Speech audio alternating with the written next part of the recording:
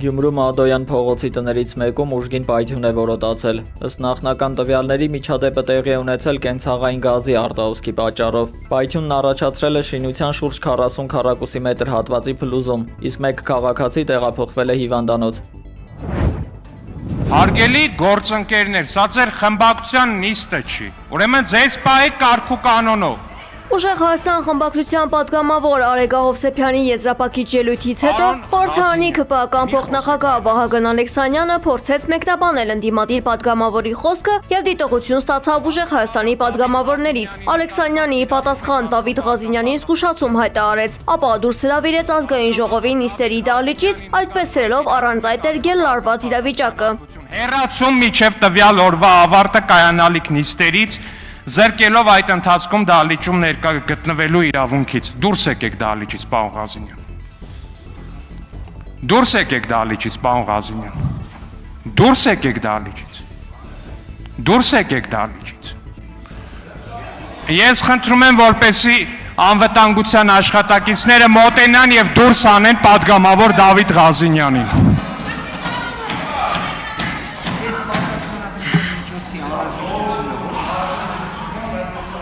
Շատ լավ, իրենք ինքը դուրս է գալիս, ինքը դուրս է գալիս, ինքը դուրս է գալի։ Հարգելի գործընկերներ, ինքը դուրս է գալի, թողեք դուրս գա։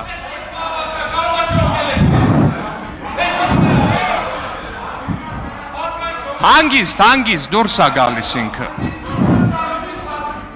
Ասում եմ դուրս է գալի հանգիստ։ Ղազինյանի հետ նախ նիստերի դահլիճը, ապա ազգային ժողովի շենքը լքեցին Ուժեղ Հայաստանի բոլոր պատգամավորները։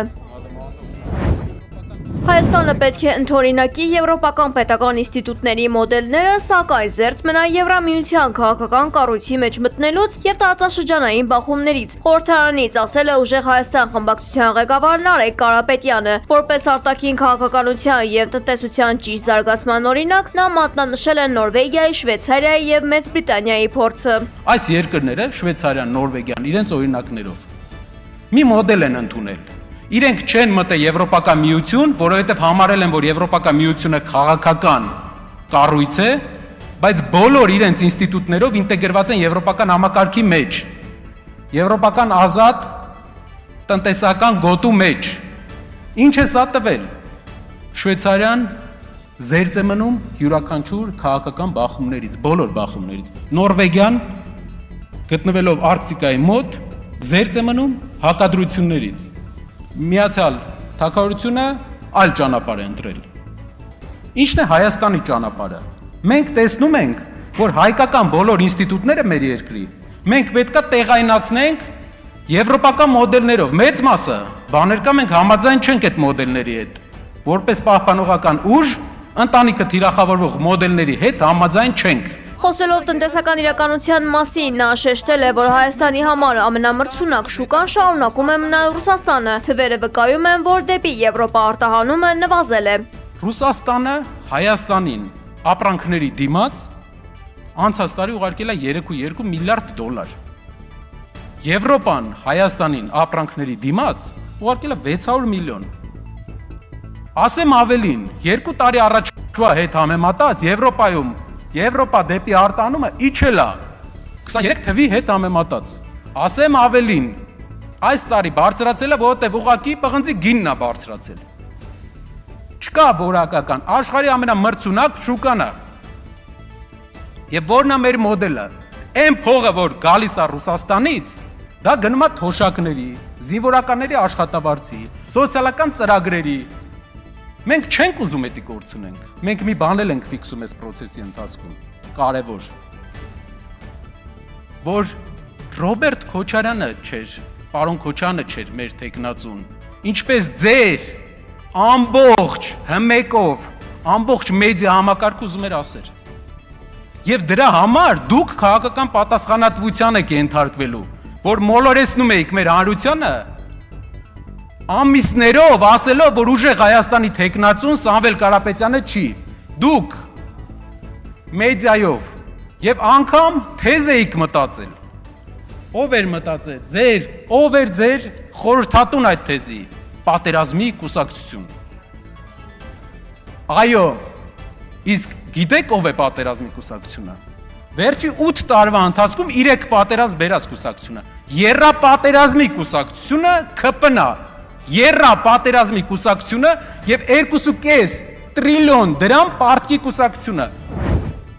Ընդդիմադիր նախկին պատգամավոր Արեգնազ Մանուկյանին դստեր ծննդյան օրը թույլատրել են տեսակցել 13-ամյա աղջկան, հայտնել է Մանուկյանի փաստաբանը։ Դատարանը նախկինում արգելել էր Մանուկյանին շփվել երեխայի հետ։ Նա ձերբակալվել էր հուլիսի 9-ին, ինչից հետո դատարանը նրան կալանավորելու որոշում է կայացրել։ Մանուկյանին մեղադրանքի առաջադրվել պետական գաղտնիք պարունակող տեղեկություններ հրապարակելու հոդվածով։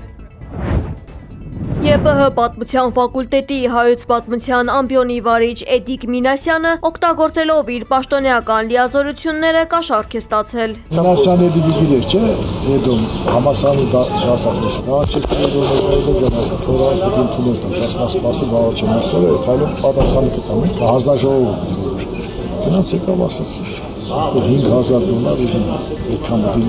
բայց ասեց որպես դու 4000։ Ըստ հակակոռուպցիոն կոմիտեի մեղադրանք է ներկայացվել խոշոր չափերով կաշառք ստանալու համար, որպես խափանման միջոց կիրառվել է տնային կալանքը։ Արարատի մարզում 18-ամյա աղջկան փախցրած 30-ամյա տղան ձերբակալվել է։ Ոստիկանությունից հայտնել են, որ օգոստոսի 16-ին առավոտյան ժամը 10-ի սահմաններում Վերին Դվին գյուղի բնակիչ 4 երիտասարդ Աբուլ Ֆարաջի փողոցում գետին են գցել 39-ամյա կնոջը եւ առևանգել 18-ամյա աղջկան։ Նոր Հաչնում օգոստոսի 18-ին տեղի ունեցած ողբերգական դեպքի փաստով 2 անձ է ձերբակալվել։ Քաղաքի նախկին պոլիկլինիկայի շենքի վերականգնման ընթացքում ավտոկրունկի զամբյուղն ընկել է, ինչը դարձել է 37 եւ 41 տարեկան երկու շինարարի մահվան պատճառ։ Քննչական կոմիտեն քրեական վարույթ է նախաձեռնել աշխատանքի պաշտպանության կամ անվտանգության ապահովման կանոնների խախտման հատկանիշներով։ Վերապահորեն որոշակի բաներ եղել հոգևոր Արագածոտնի մարզի ընդհանուր իրավասության դատարանում այսօր շարունակվել է թեմի առաջնորդ Մկրտիչ arczepiskopos Պրոշյանի գործով դատական նիստը։ Որպես վկա հանդես եկող կարգալույծ Ստեփան Ասատրյանը դատարանում հայտարարել է, թե իր հասցեին հնչած նիկոլական որակումը ընկալել է որպես անձնական վիրավորանք։ այնպիսի արտահայտություններ, որ ինձ համար եղել է վիրավորական, օրինակ նիկոլական է, այսպիսի արտահայտություններ քննարկումներ են եղել եւ ինչ որ պահանջներ, որ